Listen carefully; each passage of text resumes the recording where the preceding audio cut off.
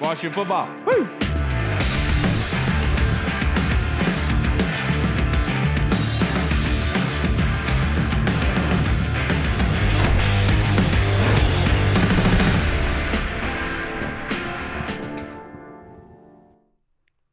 Hello, everybody, and welcome to the Burgundy Zone. I am your host, Kyle.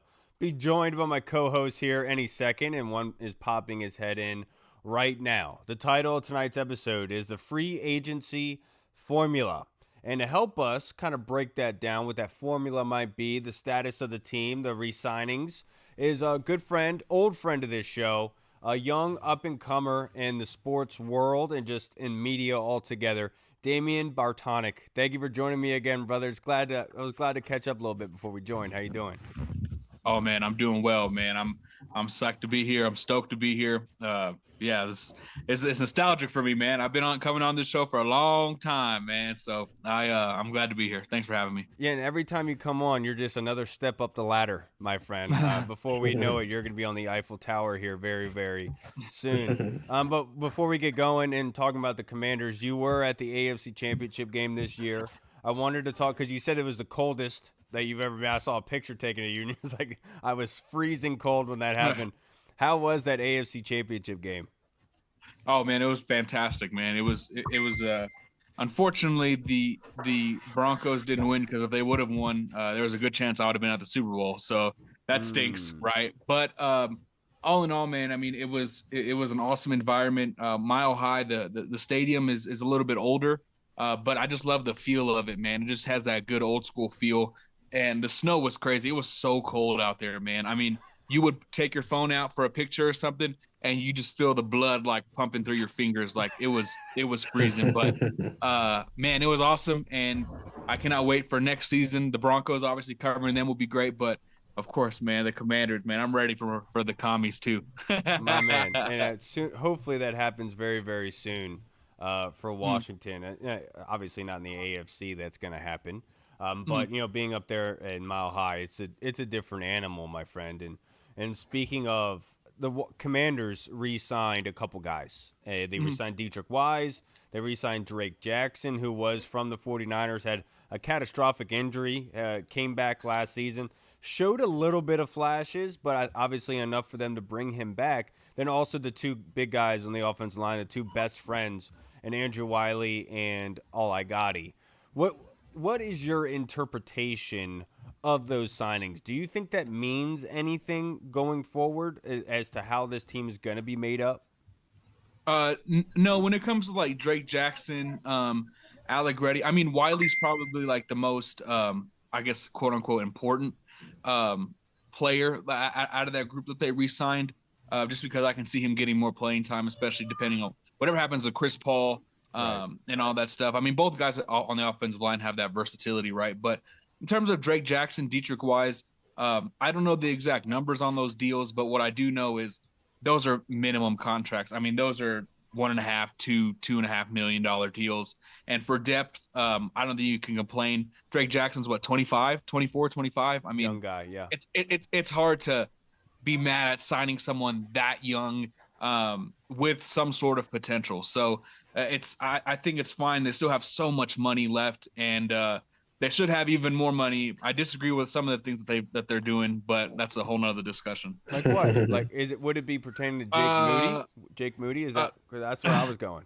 No.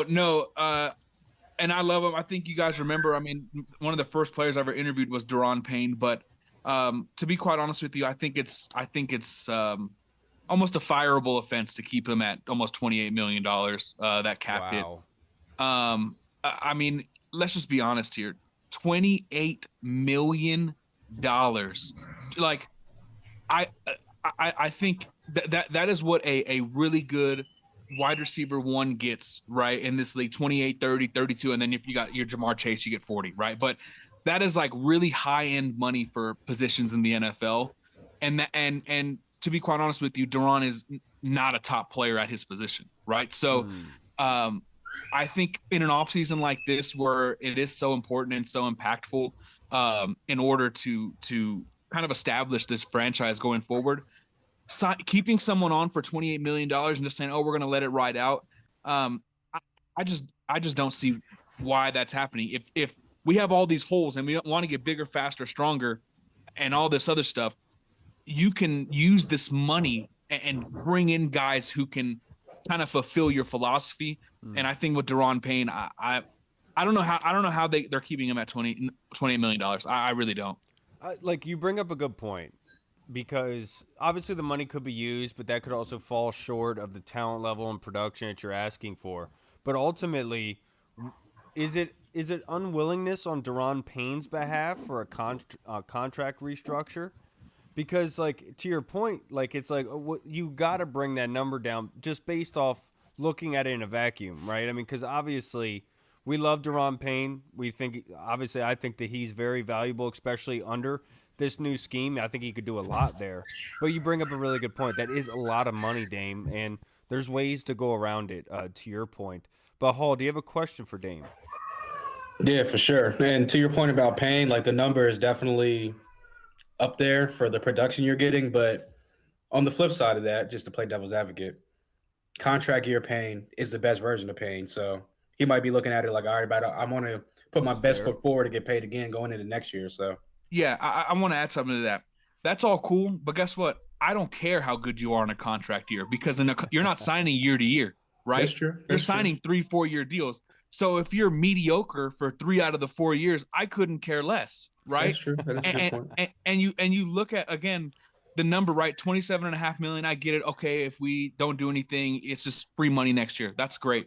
But the thing is you'll save 16.3 million if you let go of him right now. That's not even post June 1. I'm sure it's even more after that. Hmm. But number two, you look at it. People can say, "Oh, well, that'll create another hole." I have a newsflash. There already is a hole on the defensive line, on the interior, to be exact. There is already a hole. That unit's not good enough right now. So, to me, I don't give a what that this would quote unquote create a hole because guess what? I live in reality and I see that there already is a hole there. You know what I'm saying? So, that's not. I'm not getting mad at you. I'm just saying in Yeah, general, yeah, like, come on, bro. Like, what are we doing here? You know? What do you no, got? no, that's What do you definitely got? a good point. What do you got against Shy Turtle? Huh? What do you? Come on, Dame. Hey, we're talking about $28 million players here. All right, I'll respect, but that's what we're talking about. You know? um, next, I wanted to ask you about Jake Moody because as much as nobody wants to talk about special teams, kicker is obviously very important. Mm, But that was one that you had the Adam Peters connection, and he actually wasn't bad, right? Like it would better than others, you could say, mm. overall. What do you think's going to happen with kicker now that they have not re-signed Jake Moody? Yeah, I know Dylan Carlson's a free agent, but I think that position is just so tough. I don't know what's going on, man. I mean, it was a problem with Rivera. It's been a problem with Quinn. It's been a I don't. problem forever. Yeah, yeah. I mean, Yeah. even with Gruden, when they had Dustin Hopkins, like Hopkins would be really hot or really cold, and he couldn't boot it past 50 yards. You know what I mean? So Yeah. like, I don't know what's going on. And then I remember a lot of people have discussed whenever the McManus thing happened, they're like they should have just kept him. Well, McManus was the worst kicker in the NFL last year, so it wouldn't have worked out for us either if they would have kept him, right? Um, man, I think Moody was good enough to keep him around, but it it's in that terrible spot where you're like he's okay, but we want to get better, but there's not better out there. So I guess we're gonna settle. You know what I mean? That sounds like a lot of relationships out there in this world, but we're not gonna talk about that. You know what I'm saying? But Yeah. uh, yeah, I guess that's just what they should do.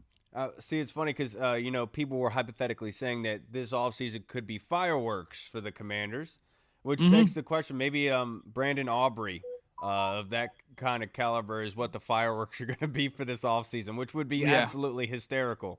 The reason for that definition of that word, it would just be so funny. Hey, people said mm. they wanted weapons. That's a weapon right there. It is a weapon. It is. You can kick it from 70 yards. Yeah. Hey, You you know what get I'm across saying? a 50, he's in range automatically. You could guarantee 3 points every time. So Yeah. that's. And Whew. Dog Tired keeps bringing up the UFL rule where if you kick 60 plus, it's a 4-point field goal. And Mm. the NFL is, I don't know if the NFL is actually going to enact it, but if they do, it is tricky because, like, it's fun. There are rookie kickers like Trey Smack from Florida that I like, but Yeah. they only have 6 draft picks. I know that the 49ers traded up for Jake Moody in that sense, but I still are like, are we really built enough to be able to pull a draft pick on a kicker? I don't think so. Sorry, Hall, you got another one? Yeah, let's not pull up for Cheeseman type move ever Yeah. again. Oh God.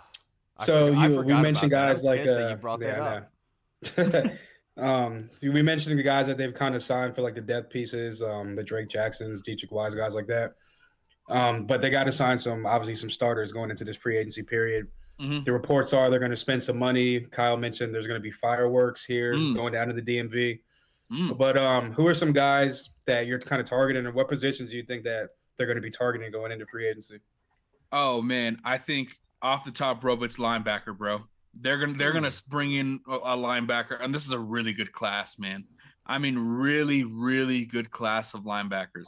Whether it's Devin Lloyd, Quay Walker, Devin Bush, those are like my big three. I'm probably forgetting somebody. Leo Chanel, I think. Leo Chanel, Nakobe Dean, right? Like, Right. I think Chanel's good, Dean is good, but they're not as good as the first three that I mentioned. I think there's 3 day one, Pro Bowl, but Pro Bowl in terms of how good they are, not necessarily actually making it because that's kind of a joke. But Pro Bowl to borderline All Pro talents, those 3 right there, boom.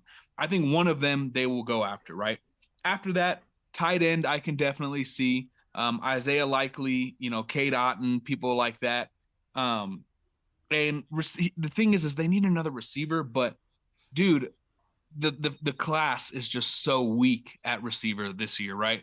I like Alec Pierce. I don't think he's a wide receiver 1. I like Romeo Dobbs. Don't think he's wide receiver 1. And you're gonna have to pay these not wide receiver 1s 25, 22, $20 million.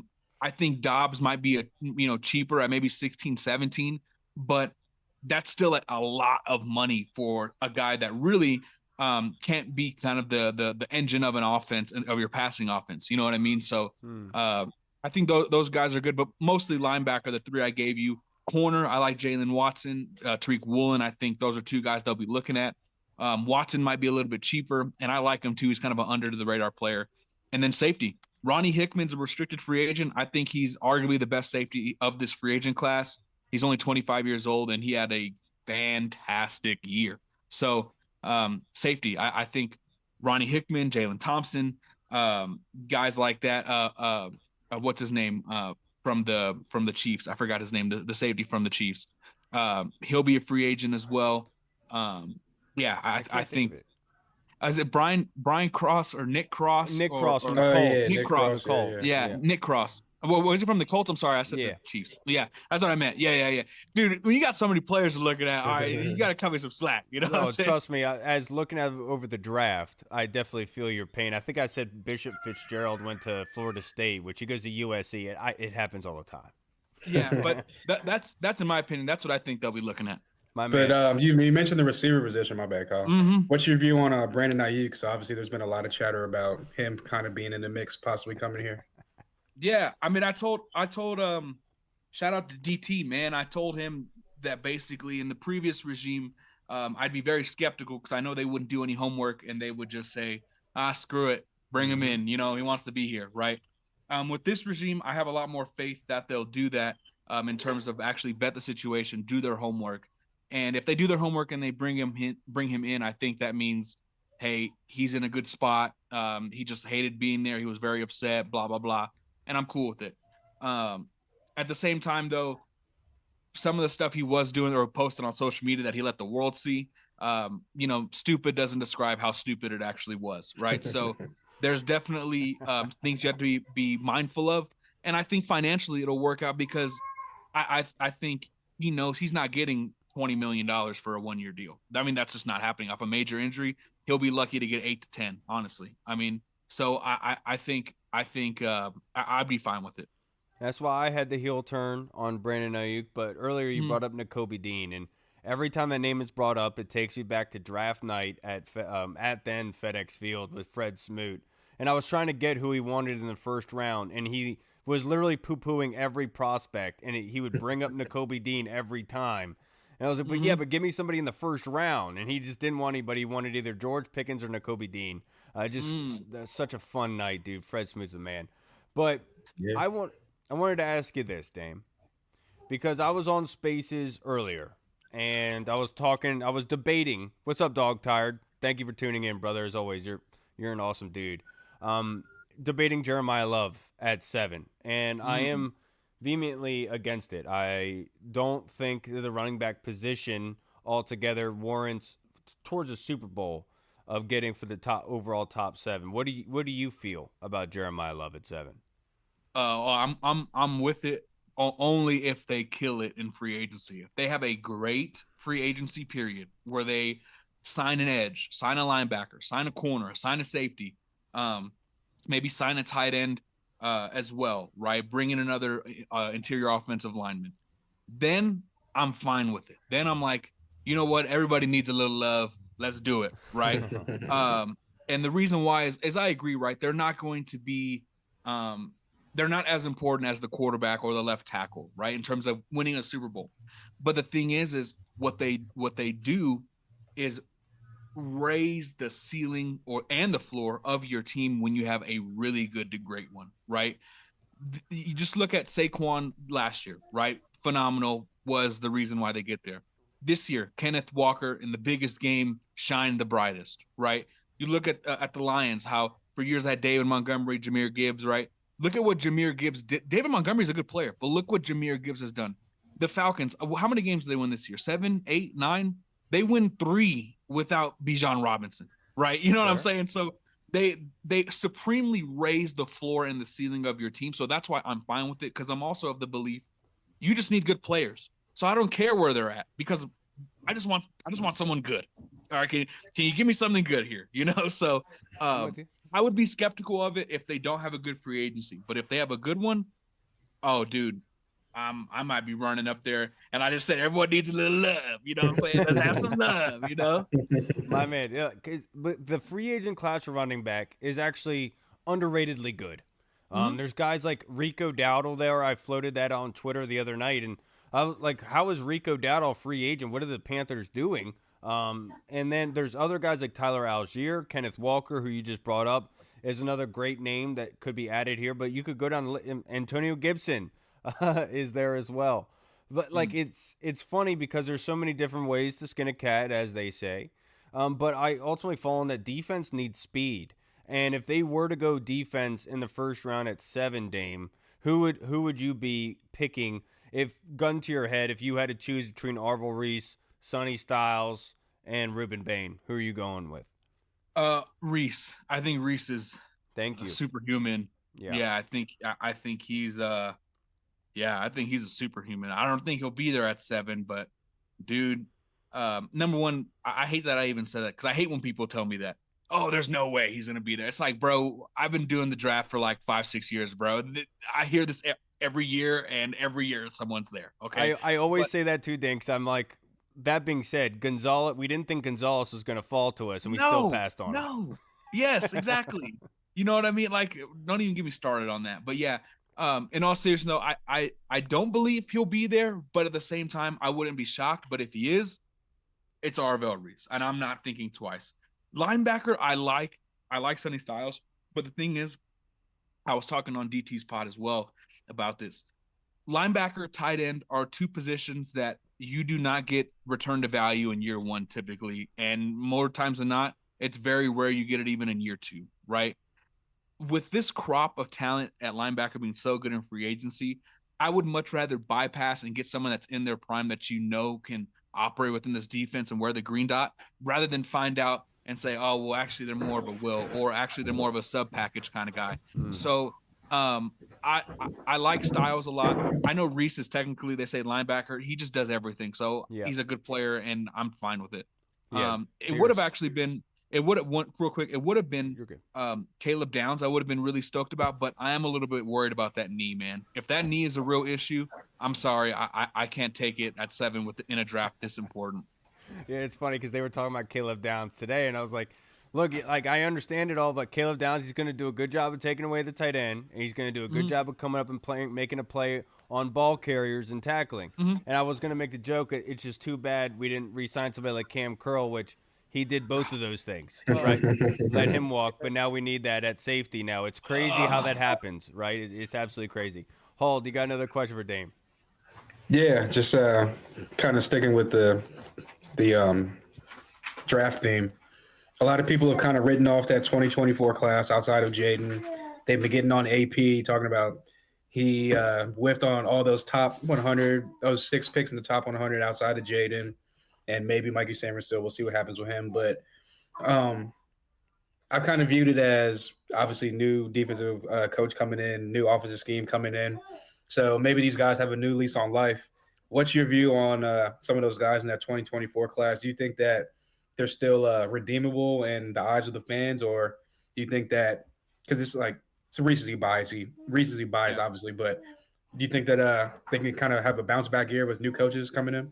Yeah, I think so. I think we were just talking about tight end, and Ben Sinnott, we haven't seen much of him because he doesn't play a lot. Number one, you're also not going to see him play a lot because I know everyone. Again, the fan base can be crazy. Everyone hates Zach Ertz.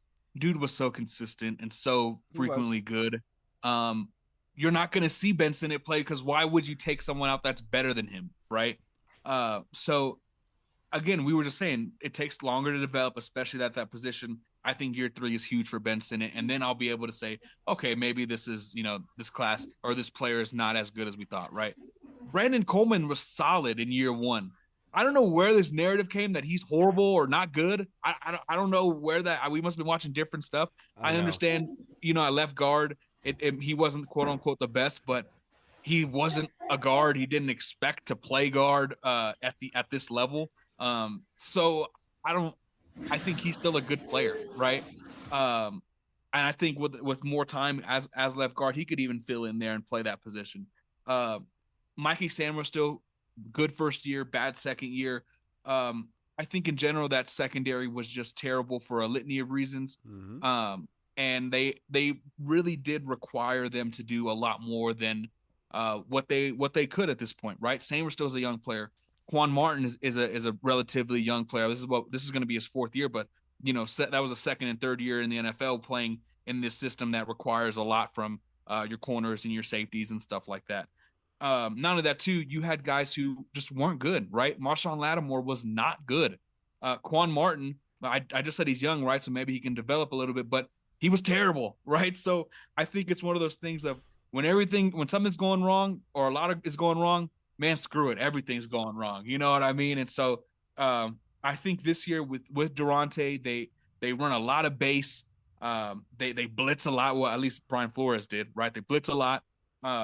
I think we're going to see some creativity that'll create more opportunities to kind of take less and put less off on their shoulders and kind of put it more on the linebackers or the defensive line, really the way it should be, right? Because if you're expecting your guys to cover 5, 6, 7 seconds, 6, 7, they're expected to cover for that long, they're going to get hooked. So, I'm super stoked. And I think people need to chill out, man. Chill out. AP inherited a absolute disaster, horrible, if he was a chef, moldy chicken, old rice, bread that's stale, and you're like, oh, why didn't you make chicken Alfredo? It's like, bro, I ain't got no ingredients. Like, I inherited nothing, So let's just pump the brakes here.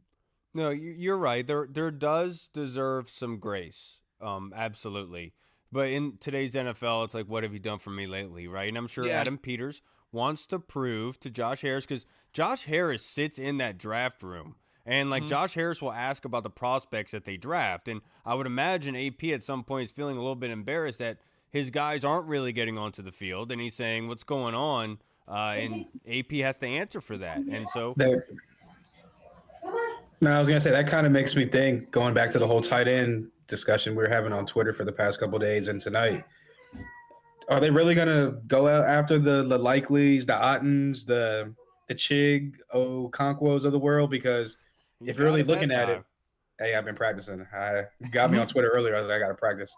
But that makes you think AP drafted him in the 2nd round. He wants to see his guy on the field. So they're really going to bring in another guy and push him right back down the depth chart again. So, I mean, they could.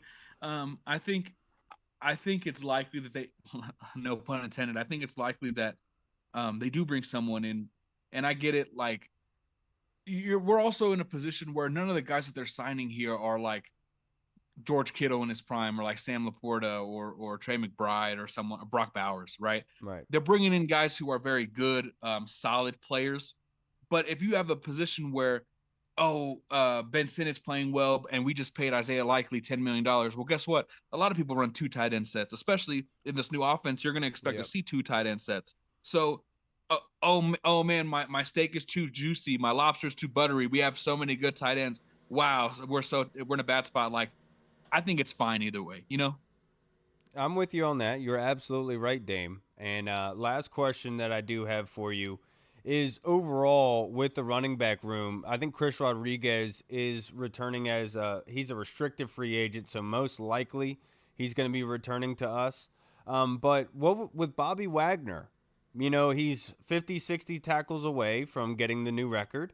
And everyone's been saying, myself included, that would love to see Bobby back, but in a regulated kind of role. And I think in Durante's defense of the pressurized, forcing people up, where Frankie Louvu and Bobby fit that bill to a T, man. And I wouldn't be against it. Are you against bringing Bobby back in that sort of limited role? Nope, not against it at all. Again, the problem is he played 100% of the snaps, and he needs to be playing about 30 to 40, right? That's the problem. So I'd be all the way with it. Obviously, he still has really good instincts. Right now, the only problem is that his body's letting him down. But he has good instincts. Obviously, he's won the green dot for probably since he came out of the womb. He had the green dot on. I think in 30%, 35% of the snaps, let's go. Number one.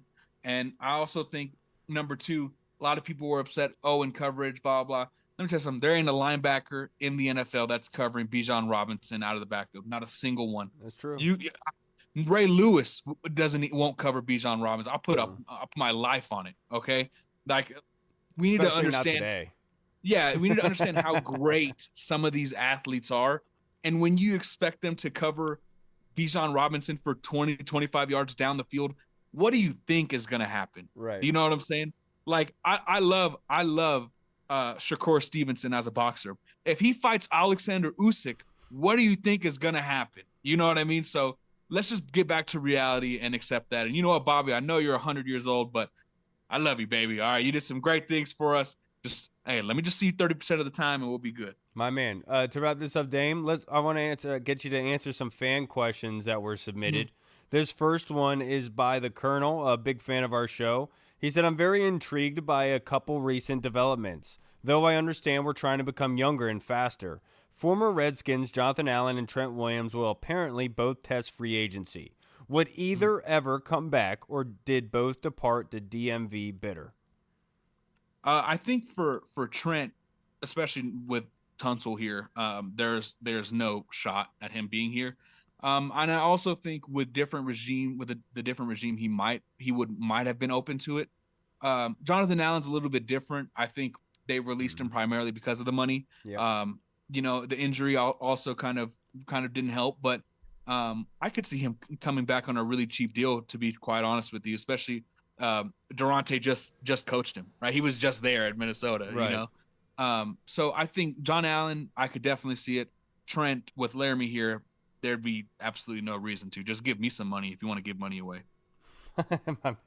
I like it. The only issues I have with fit, and I don't think him and Durante, especially with what they do, because, John Allen is more so your typical defensive tackle. I'm not sure if he'd be able to fit the 3-4 D end or at this point in his career. And as much as I love Jonathan Allen and what he brought for us, I think that he's ready to go ring hunting. And I'm not sure if DC is in his mind in that regard. Now, the next question we have is from Tony Franchise on Twitter. If we don't re-sign Mariota, who could be a replacement? He says, I was thinking possibly Jameis Winston.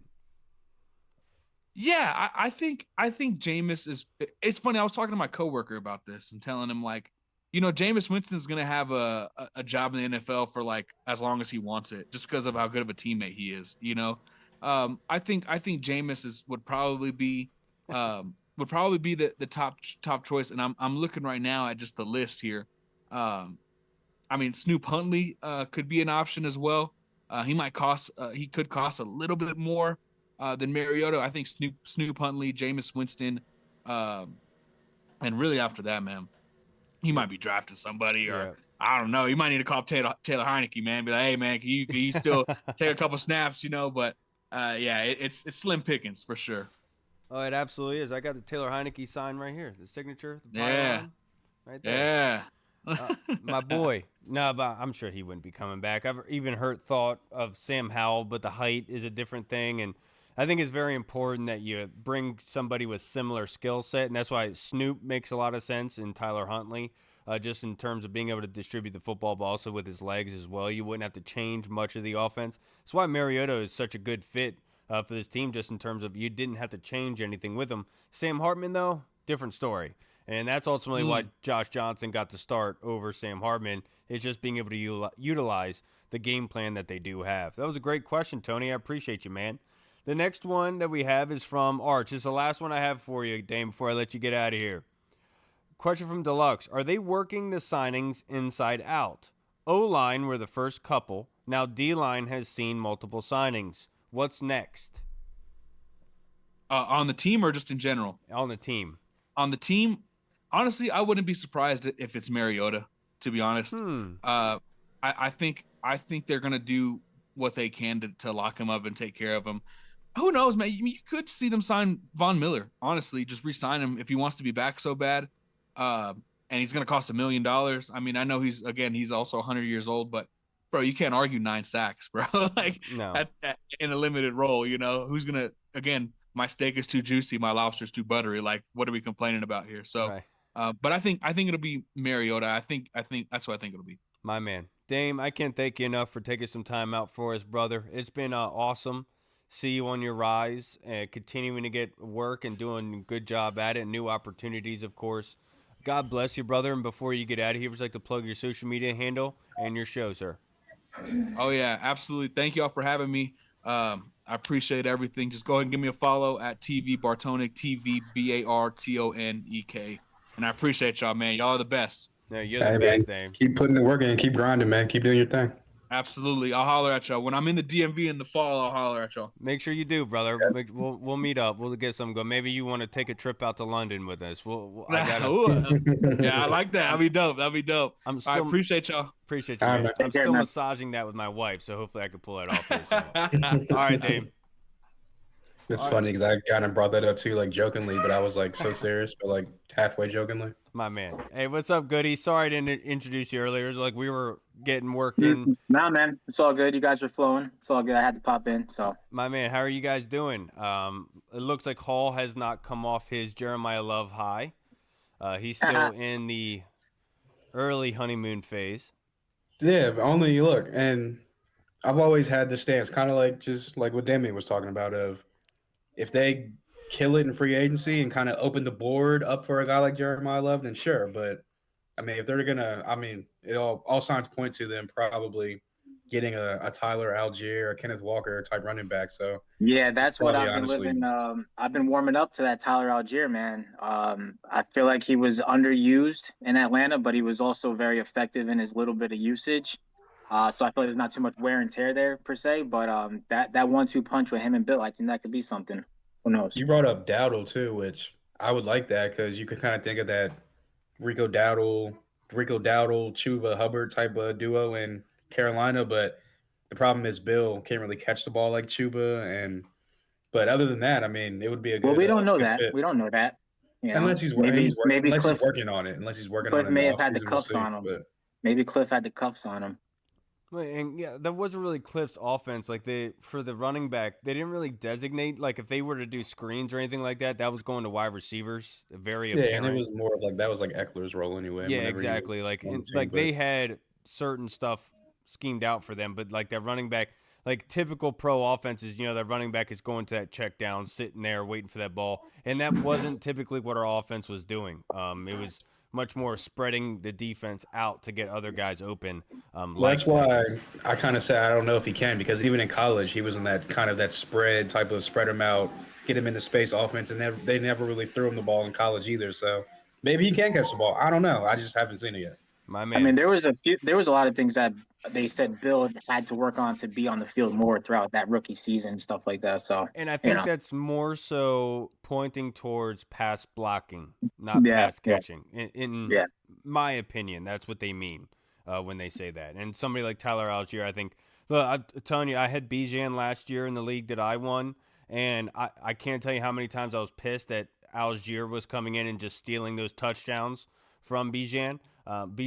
And so, like, I know how valuable Algier is. He was actually very productive last year given his small sample size that he did have. But I wouldn't be against it. But it's just like somebody like Dowdle, who really showcased in their time last year, obviously was with Dallas before. It's intriguing to think about in terms of a split carry kind of room.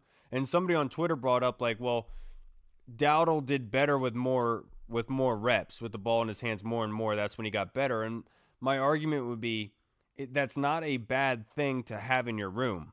Like in case of a break glass emergency, somebody gets hurt, it's probably a good thing to have that person in there with you as a 1-2 punch, in my personal opinion. Now let's answer some fan questions. This one was submitted by the Colonel. He says, "Goody, I'm not going to be unhappy if we pick Jeremiah Love number 7. What are your thoughts?" I can't wait. Yeah, if we do, I can't. How can you be unhappy, right? You could be like, that's not what I was leaning for. What are we doing? But you can't. I feel like you can't go wrong at 7, no matter which direction you go. And that's something in Washington that comes few and far between. We all know somebody's still going to be upset regardless, but you can't be. If that card comes out, dude, you're the first person in my mind. Like, oh, he's somewhere pulling his hair out. But I'm going to get clowned for a month straight. I'll tell you that right now. yeah, they'll make memes of you. They'll make memes of you. They But yeah, will. you can't be unhappy unless they go out and draft somebody that nobody's even, talking about or looking at. That's when you can start to get a little upset. But besides that, happy go lucky. Yeah, my thoughts are I would be unhappy just because I know how much I'm about to be made fun of. At the end of the day, I'm not going to be unhappy with the team getting better, of course. But my personal opinion is you got to start building blocks on defense. And there are some quality linebackers here. And from my personal opinion, Durante Jones's defense, it derives from the D-line and linebackers being versatile players. And do we have a plethora of that in either category? I'm not 100% sure about that. So I would like to be able to fix that issue. But at the end of the day, Durante Jones could easily say, I'm good with what's on defense. So do whatever you want. And if he does say that, then I'm immediately going to wide receiver. Because there's a guy like Jordan Tyson out there who has every specific type that you would need trait out of a number 1 wide receiver. Given that Matthew Berry from ESPN is saying that this is the last year of Terry McLaurin, which is not making me happy to say because I want Terry to retire here as a Washington guy. I don't want him going somewhere else. But if that's where the cards lie, then that's where they lie. But I think it's smart to kind of have another bullet in the chamber at wide receiver if that's the case. Because now you're adding to a room. If you do go down, I do think they're going to go down the route Brandon Aiyuk. It just makes a lot of sense at this point. Trading for him and paying him a lot of money, I was like, hell no, makes 0 sense. Don't do it. But if he's a free agent, you don't have to trade anything for him. You make that selection. If you have those group of guys, you feel very good heading into the season. But that's a big if. And like I've talked about with Hall, if you're going offensive, you better have a damn good plan to bring pressure for your defense then. And that's where my big caveat is that in the draft, that's where you can get speed. And you can get speed immediately. And what this defense needs more than anything is speed. I think that was pretty apparent whenever you watched this team on defense last year, is they need speed. And they were too much slow, too much reactionary. I would like to be the attacking style mindset, and there's no better spot than that. No disrespect to Jeremiah Love, Colonel. I understand why everyone loves the cat. I get it. He's very special. I get it. My point is, if he's that special, he shouldn't even get close to 7, in my personal opinion. If you're going to no Super Bowl team has drafted a high running back or had the best running back in the league.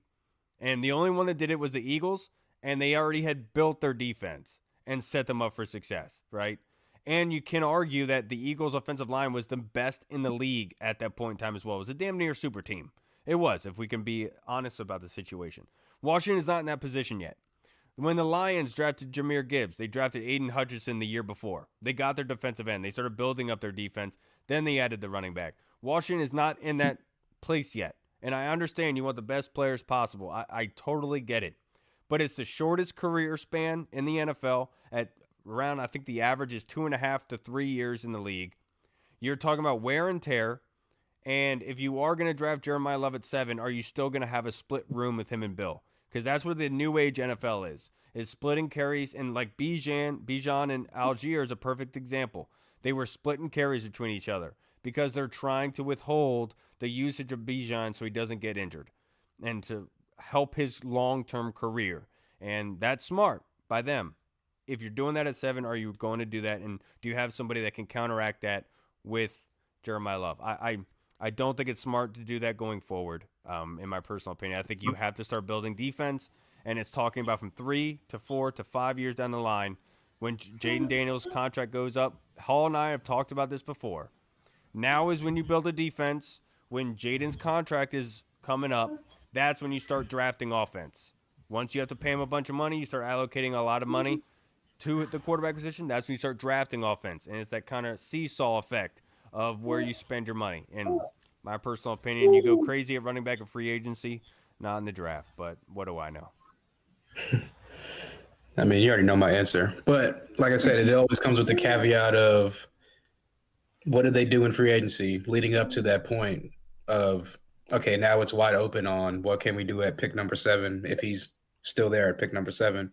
But I would just say, as far as the people that would be upset with the pick, I would just say, look at what 2024 provided as far as the offense was the heavy lifters of the team, and the defense was not really good. They were pretty bad, but they relied on sacks, and they didn't really get a lot of turnovers that year, but they relied on sacks for the most part. It was and bend but don't break. They forced a bunch of field goals. Yeah, it was bend but don't break, and they relied on getting to the quarterback, getting after the quarterback, because the offense was putting them in position to pin their ears back and go after and get the quarterback.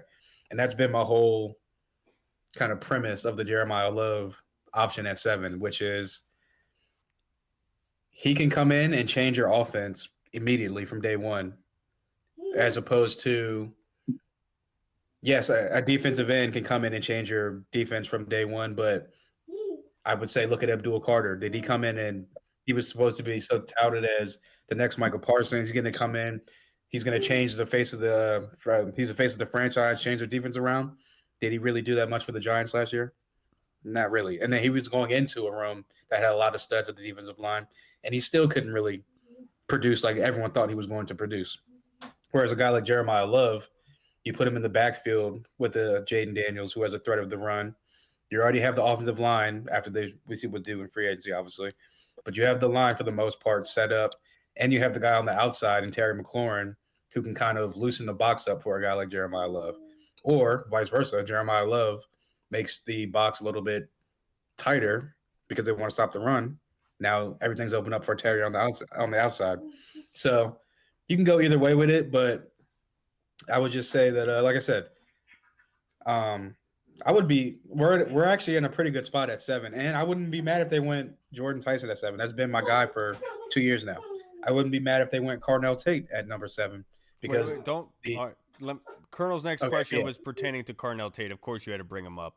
Rico's Tree Scores feels 2026 will be Terry McLaurin's last season with the Commanders due to salary cap issues. If true, wouldn't that make drafting Carnell Tate at number 7 obvious? Yeah, I wouldn't say obvious, but it would definitely make it a little bit more of, okay, hey, we got to find the heir apparent to Terry coming in. It's funny because a lot of people coming in kind of comped Carnell Tate to kind of that Terry McLaurin type of receiver in the NFL. So it would make sense for them to kind of pass the torch on to a guy like Carnell Tate. Yeah, I wouldn't be mad at it. Like I said, I'm a Jordan Tyson guy over Carnell Tate, but that's just me. I mean, you can't go wrong. I don't think you can go wrong with these two wide receivers. I think it's 1 and 1A or 1A, 1B, whatever you want to stack it. But, yeah, I mean, and look, if you want to look at the financial aspect of it, obviously the receivers are the more important position in the NFL right now. they're commanding the top dollar the top dollar in the NFL right now as far as premium positions. So if you're looking at the short term aspect of it, of Jaden Daniels now has two dogs on the outside, and go back to LSU. This has always been my point. At LSU, he thrived when he had two guys on the outside that can beat you deep and they can win off the line and they can beat you one-on-one when the time was necessary. And so, yeah, I would definitely would not be mad at them drafting Carnell Tate. Wouldn't be mad at them drafting Jordan Tyson at 7. Wouldn't be mad at them drafting Jeremiah Love at 7. Wouldn't be mad at them drafting a defensive guy at 7. But, yeah, as far as Carnell Tate goes, I think that he would definitely be – he should definitely be on their radar, because if this is Terry's last year, you're going to have a guy that's going to be able to step in, already have the chemistry with Jaden, and a building block of the offense that you can kind of build around him as well. Yeah. I wouldn't have any issue with it as long as they can build. They have a good plan on defense. I can get along with the wide receiver. Long term, that makes a lot of sense, because we haven't seen the strides out of the young guys to be able to say that they can grow with Jaden, and that's probably the biggest inkling for me going forward, is making sure that we have somebody for Jaden. But like I was talking about before, I do think the emphasis should be on defense, and then start drafting early for offense once that contract rears its ugly head, that it's going to be. Obviously, today it was announced that Jaden Daniels' mom is taking over as his lead agent, and so that's going to be a fun negotiation process on how much money he's going to possibly get. So I do think that's going to be something to warrant, but I wouldn't hate Carnell Tate as much as everyone. The time gate is a legitimate thing. Well, what's up, girl? Look at her sporting her Redskins hat. Look at you. There you go. Teach them young. All the boomers. You just got a bunch of fans in the boomers, little girl. There you go. Oh yeah. You got more hair. Baby. You got more hair than your dad does. I know, that's what I said. She's had more hair than me since she's been born. Lucky girl. I'm jealous personally. Now, Goody, do you have anything on that? Yeah. I mean, obviously, for me, kind of like you, it's a little bit too early to talk about passing the torches and Terry and Washington. Like, I'm just not ready for that. Call me what you want, but I'm just not ready for that conversation. You know how real that conversation is. We're getting closer and closer to that being like a legitimate conversation, but I'm just not ready to answer that, because that would be just a sad time in Washington. Sad time for this franchise. It feels like when you have something that's a staple, and then having to replace that, it feels like so much more work for this team to have to kind of endure, considering what we're facing right now, right? So yeah, getting a receiver in here though ahead of time, somebody that you could project for the future. I don't think it has to be this draft or this first round pick per se. I think you could still mess around, find something later. Mind you, Terry was picked in the 3rd, so we could always have somebody later down the road, or somebody emerge later that could kind of take that torch, but not ready to do that just yet. Yeah. To that point, also, I would say everyone, how people kind of scout 2-3 drafts down the line. They are talking about 2027 is going to be like literally probably one of the best drafts, like talent-wise, in a very, very, very, very long time. So you could also kind of maybe possibly find the replacement for Terry in next year's draft. At the back end of the first round at pick 32? I know. That's what I'm saying. Trust me, I think it's going to be between 25 to 32 as well. But I'm just saying, like, there's going to be talent littered all throughout that first round coming up next year. You got guys like Ryan Williams at the top of the draft. What's his name from Ohio State? Jeremiah Smith. Jeremiah Smith is going to be at the top of the draft as well. So, and Ryan Williams might even fall because he had like a kind of a down year last year as well. So he's a guy that could slip to the end of the end of the first round as well too. The one guy that keeps popping off is Nick Harbor. Yep, from exactly. South Carolina. Dude, a lot of people thought he was coming out this year. I saw him take a hitch route and turn it to the house, bro. And I was blown. And they were like, "This is a track star." And like, they're saying his hands are the biggest issue, but the dude's like 6'5" and is a track star. I'm like, dude, absolutely, please do that. Yep. Oh, I was watching that. I was like, my goodness. There's another guy. I think Cam Coleman. I think is another one from what school was that he was talking about? I forget which one that was that he was bringing that up. But the next question we have, Hall, from Deluxe. Do the signings on the D-line give you any clues about the defense this season? I think it's going to be, I would say no, but just kind of what we know from Brian Flores' scheme, looking back at Mike Zimmer's scheme, guys that he's coached under, and just looking back at what Brian Flores has done while he's been in Minnesota with Durante Jones being there, you would just think that it's good, like, and Durante Jones talked about it in his press conference, how his fronts are going to be multiple.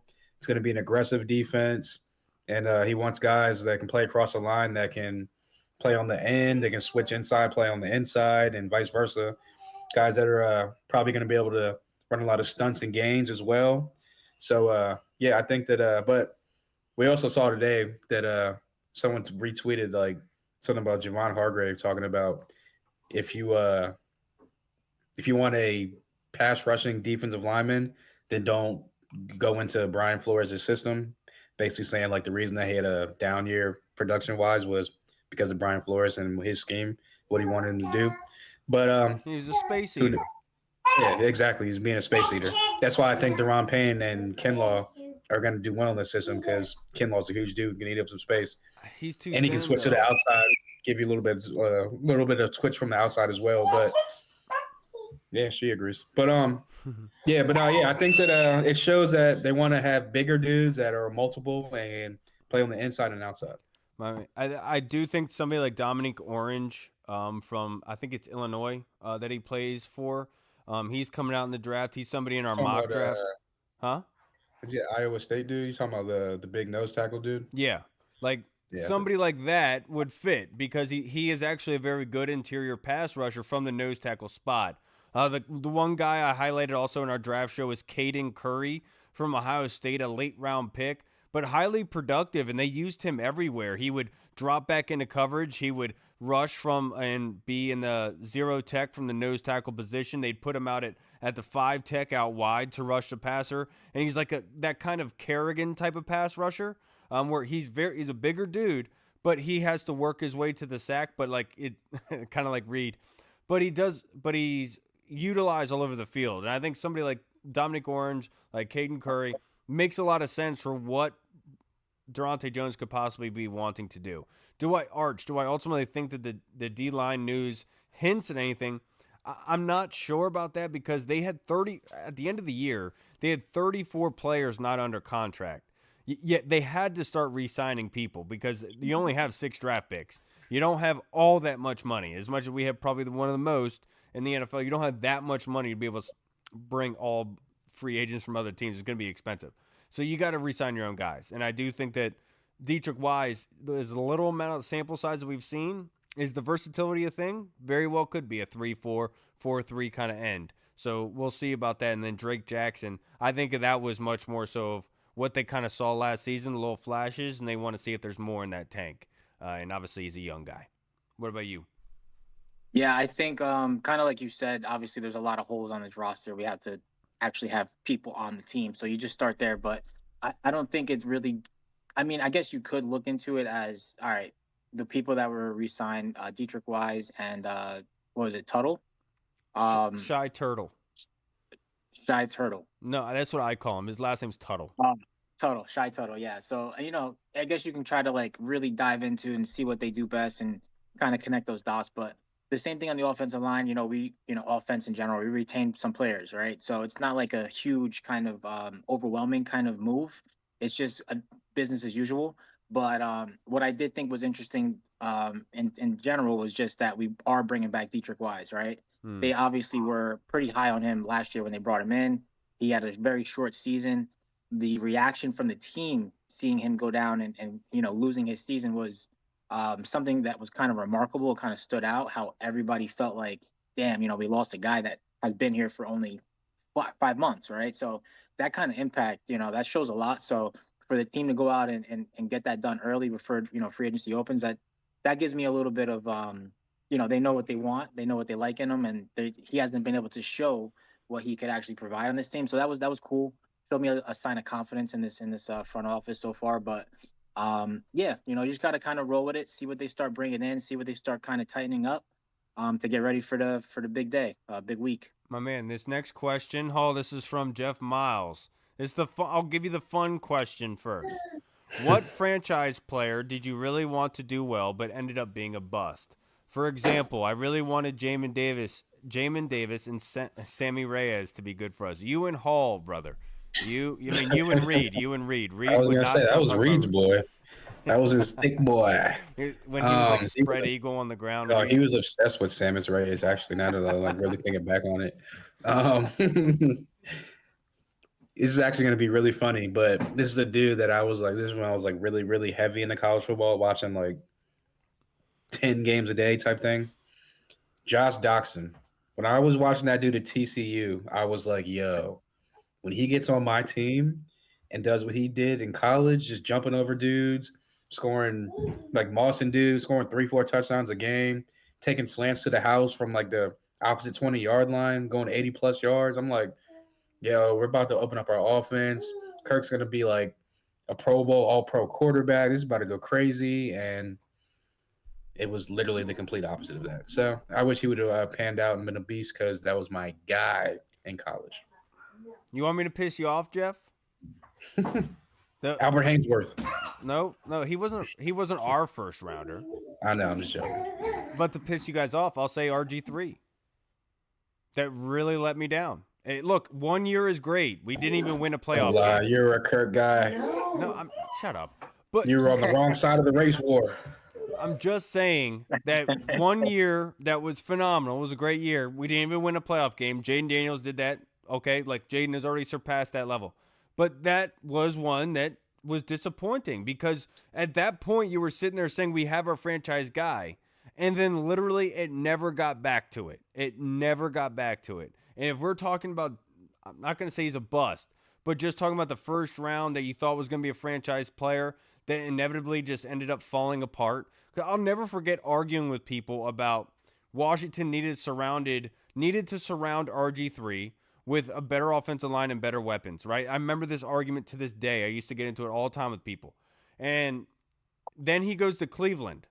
And in Cleveland, I think it was like 6 games. In 6 games, he was sacked more than Kirk was here in Washington through 17 games.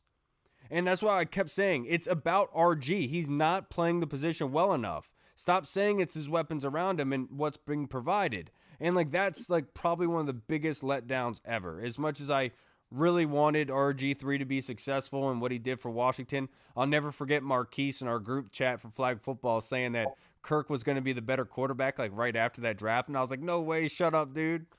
He ended up being right. But, you know, that if I'm going to piss you off, man, that's definitely one that fits the bill. In my side note, is that man Marquise still out in California? Yeah. Good for him. I tell him he needs to get back into rapping, dude. I don't know what he's doing. Yeah, he was pretty nice. I'm not gonna lie. That one video he put out was nice. I was in the video with him one time. I remember for the Frosty video. This has to be a first rounder. That was the question. Oh, a franchise player. Franchise player. I guess you could say Albert Hainsworth. My bad. I didn't mean to poo-poo you. You're right. So I guess it would be. This is hard to say, but damn. I would say Sua Cravens. I had like high expectations. I was souped about the player, what he could bring, his versatility. I had I was very optimistic about it, but his career never really like took that turn, and then he got all in his head and fell out of love with football, and that's when it all just the writing was on the wall. But yeah, if Sua Cravens would have turned out, because that was like probably like I remember like before him it was like LaRon Landry that I was like, yeah, we got a dog back there. So I kind of felt like, Area after 51, man. Area 51 with Sean and LaRon, yeah. I was going to say, everyone wanted the next Sean Taylor because we missed Sean Taylor so much. We got to find the next Sean Taylor. Well, they had that one season together, and then that was the season he passed passed away. I'm talking about, like, Super Cravens. Like, everyone was like, oh, he can be our next Sean Taylor. Yeah. Yeah, so that's one that stings. If anybody else, I mean, that's the definite one. But if anybody else, I would say Ryan Grant. I feel like Ryan Grant, he was given so much opportunity with Jay Gruden here. Like, he just never had a chance to like exceed, but he was just a good blocker. Apparently, I've heard Jay talk plenty about him. He's like, he's the only one that would block. So I had to throw him out there. It is crazy though, because he was huge on the what's his name? I'm looking at him right now. He playing for the Bengals, the running back. The J. Samaje Perine. Yeah. And look, JP Ryan. I'll give Jay credit for that one. I'll give him credit for P. Ryan. You know what I'm saying? I'll give him credit for that one. P. Ryan's still in the league, carving out a role for himself. So It's impressive. And like, I know some people will say Chase Young, but it's like, can you really label Chase a bust? I mean, he's still playing. He's doing a damn pretty good job. He was in Washington. That's just what happens when you're here. You know, you just. It's just a black hole, my brother. Just a black hole. And to be honest, I should say Emmanuel Forbes. With how distraught I was after that pick, like we did a live draft show. You can go back and watch it, and I was legitimately like blown away. Trying to move past those dark times, man. Dude, I know, but I went to a dark place. Like I was like, what am I not seeing? Like, cause like, you know, I try to scout I remember players. you were like legitimately questioning yourself for like weeks on end. Like, what am I not seeing? Yeah, I was like, what is going on? Like, what am I not right in the head? Well, like, it's obvious now, that's the point. But, like, that's somebody that I wanted to really be successful just to kind of learn and get better. But, like, that's one I really do feel bad about because Emmanuel Forbes got picked on when he was here, and obviously he did as well in the NFC Championship 17 games that he played in, too. Yeah. Now, this next question is from our boy Scott Hartley in the UK. Oi! Thank you, Scott. Who's your number one target to bring in free agency? That's terrible. That sounded more like Steve Irwin. This one is Dude, Australian and good. English. I can't. I'm thinking this one's tough because I really want to. It's not even like it doesn't necessarily have to be a big name, but I just want to go out and get one of those running backs that are out there in the market, whether it's White, whether it's Algier, even ETN. You know, I would entertain that, right? But I think that would be my first target, running back. Get that in there. For political reasons, just so we don't have to draft Jeremiah Love, I would say like Algier, Rico Dowdle, something along those lines. But if I'm being honest, it is Brandon Aiyuk. And obviously I've had a heel turn with Brandon Aiyuk since last year where I was so against it. But this year it makes a lot of sense. It just does. You don't have many draft picks. You have a lot of cap space. You have a lot of holes on this roster. If you want to get the most out of Terry McLaurin, let's pair him up with the number 2 in Brandon Aiyuk, who's hopefully healthy now. I know that there's erroneous reports about his knee. Not 100% sure about all of that, but I'm sure there are some repercussions from me driving by a stadium, cursing at him, like a drive-by curse. I'm sure there's some repercussions to that. So I understand that. But if I'm going to say anything, I do think it's going to be Brandon Aiyuk just in terms of being able to – I've said since the get-go that free agency is where you go for offense and for defense is where you go for the draft in your starters and your hard hitters. And I still believe that. So as crazy it is for me to say a year away from all this, I'll say it's Brandon Aiyuk. Welcome to the dark side, my friend. No, I'm on the other side of that. I'm on the other side of it. You wanted to trade for him and play him, and you said he was better than Terry. I don't want to hear it. But, well, I mean. I don't want to hear it. The better than Terry part, yes, you were right about that. But at the time, he was coming off a crazy year, and he was ascending at that point in time. But I'll say Odafe Owe from the Chargers. Good job, He was with the Ray. I know I've been practicing all my Key and Peele crazy names throughout the day. But he's with the Ravens and then went to the Chargers last year. 17.5 sacks the past 2 years. He is the prototypical player that this regime has talked about as far as like giving out like longer term deals to, as far as like young ascending players that they think are on the ascend and can get more out of them. And I think that obviously edge is a need. So I think that Odafe Owe would be a good fit here. I forgot one. On defense, it would be Cam Curl. Just in terms of being able to shore up some things on the back end, the more aggressive style mentality defensively, I think Cam Curl would do wonders for you in taking out the tight ends and coming up making tackles. I think Cam Curl. I was going to say, I missed that too. Tight ends, I would definitely say likely would be pretty sweet. There you go. Likely would be pretty sweet. Back on all the time too. Which makes me think I should probably hit up Coach Curl. Let's see what Cam's going to do. You know what I'm saying? Let's get him on here. Let's talk to him. Let's break some news. No, I'm not trying to break the news. I'm just trying to feel the water out because we don't know what's going on with Cam Curl. You know, like does he want to stay in LA or is he probably going to be going elsewhere? And if he were to go elsewhere, would he be open to coming back? That's my question for him. I'm not trying to break any news. Just want to see where Cam Curl's head's at. And of course, they're two different people, but I'm gonna push him till he breaks some news. he's not. The only news he's going to give you is that African Americans call gravy dressing. That's the only news he's breaking for us. My man. That's it. That was a funny day. That was a funny day. That was a pretty funny day. Black people don't call it gravy, call it dressing. My man. Oh, I'm disappointed in you. I was just saying it for Kyle. I was like, what? Well, come on, dude. Hey, man, gotta deflect. Now this other question from Jeff Miles Hall. Who would you be okay with trading this offseason? Whether it be for another player or draft picks? Who would I be okay trading for or trading away? Trading away. Like on our team? I think that's what he means. Who would you be okay with trading this offseason? So meaning somebody on our team that we're trading away. It's not like there's a barrel full that you could choose from. That's what I'm saying. I'm trying to think who would get Which brings the most up value. The Colonel texted me the other day, and he brought up a good point. And he was actually kind of pissed with AP. Because what he said is, why the hell did we release Badass?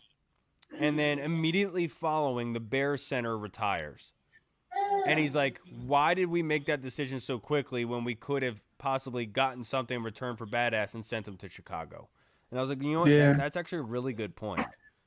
Yeah, but I don't even think the Bears organization knew he was going to retire. If he doesn't sign there, then Yeah, I don't think the Bears organization knew their center was about to retire. So they probably knew.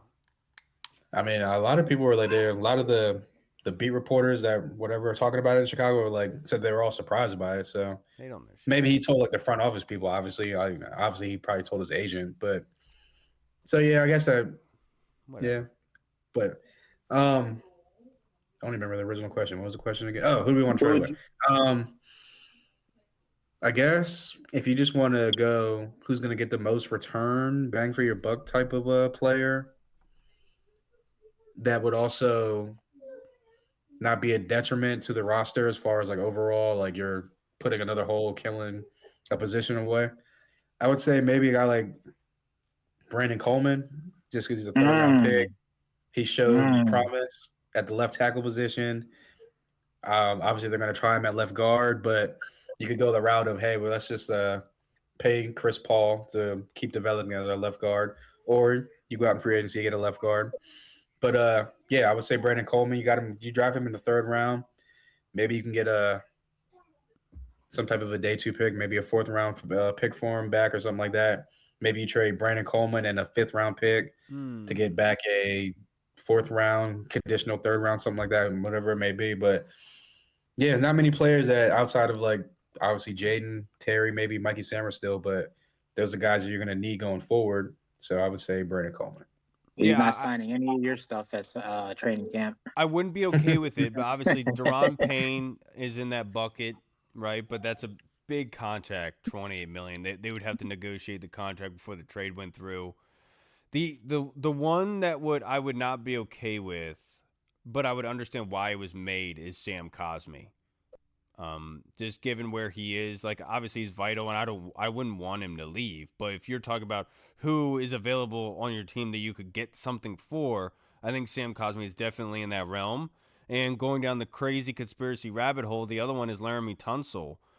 If Adam Peters did have Trent Williams on call, and Trent Williams was open to coming back, that's one thing that you could do to get some draft capital in here. But ultimately, I don't think that's the smartest move ever. But I would understand why they thought it would be, but I wouldn't be okay with it, so to speak. But I'm not sure. I think Duran is probably the only one. It's just it's a far reach, and I think Frankie Louvu fits Durante Jones's defense, so I'm not sure if they'd even pull the trigger on that as well. I don't know how much Frankie would get in return. Yeah, this is a tough one because you got to off somebody off your ship and potentially hurt your team, but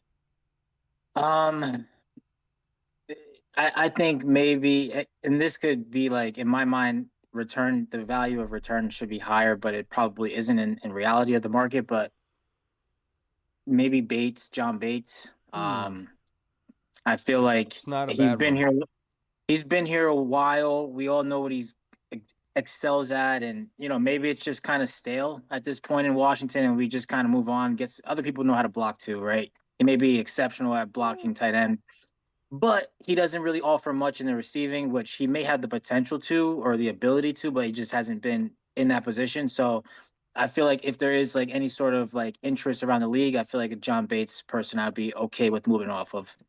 Yeah, the tight end room is so crazy.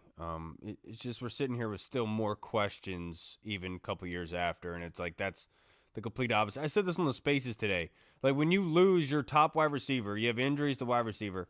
Your first thought would be, okay, let's adapt and let's go to more 31-21 personnel. Add more tight ends because that's what's not injured right now. So let's go to that and help. And that's what David Blau is essentially doing at this moment. So it's just crazy that was never implemented. We still have question marks there. Cliff does not come off of his. No, he doesn't.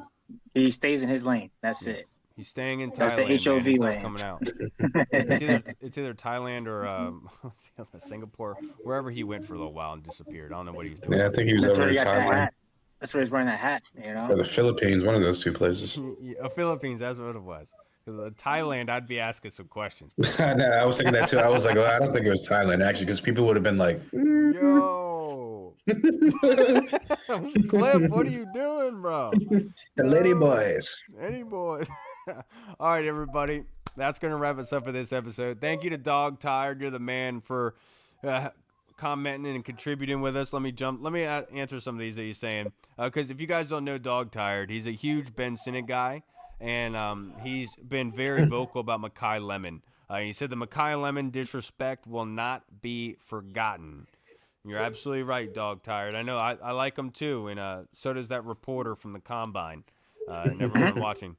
And also, he's a huge Ben Sinnott guy, and obviously, I'm always going to be attached to the hip of Ben Sinnott because Adam Aniba and I in our Commanders draft show before that draft, we both had Ben Sinnott as the number two tight end in that draft ahead of Jatavian Sanders, who inevitably went to the Panthers. So always going to be tied to Sinnott. Just want to see more. And I wanted to be able to see more at the end of the season there. It's just, I don't know, man. I don't know. I don't get it. And obviously neither did Adam Peters and company, which is why we went down the David Blau route. All right, everybody. Thank you, Dog Tired. Thank you to Arch. Thank you to Tim Towner. Thank you to Jeff Miles, Hefe. Congratulations on your baby. I hope being a new dad is being wonderful for you, brother. I know Hall is absolutely loving the dad life right now. Thank you to the Colonel and Tony Franchise for all your submissions. Please like and subscribe on YouTube. Follow us on Twitter at the Burgundy Zone. Goody, you want to put up your social media account, brother? Yeah, you can follow me on X at GoManders. That's Commanders with a G instead of a C. My man. What about yours, Hall? What's yours? What is mine? TBZ Money Mike 301. you got to know what your handle is, dude. Yeah, I know what it is. TBZ Money Mike 301. Yeah. So funny. All right, everybody. We'll see you again. I'm going on a work trip next week. So I think on Tuesday night we'll be doing another episode if you guys are down at the start of free agency, just to kind of highlight the day, what's going on, the rumblings that we're hearing, because right now this is the tampering period. So this is when everyone can do illegal things. It's like the purge, NFL wise. So we'll see on Tuesday night how things are shaping out, and I think that'd be a good time to record something. All right, everybody. I'm Kyle. I'm Hall. Goody. And we'll see you guys again next week. Be safe. God bless you. Have a good one. Washington football. Woo! Peace. What's up, everyone? This is Kyle from the Burgundy Zone. We are releasing our own merch to support the show. If you want to rock the Burgundy Zone logo or you want to see Reed's face on your shirt, we got it. We're starting with t-shirts, hoodies, and zip-up. So if you're a fan of the show, make sure you snag one before they are gone. Check out the link in our bio on Instagram, or you can find the link in the description of the video. Thanks again for all your support. Until next time.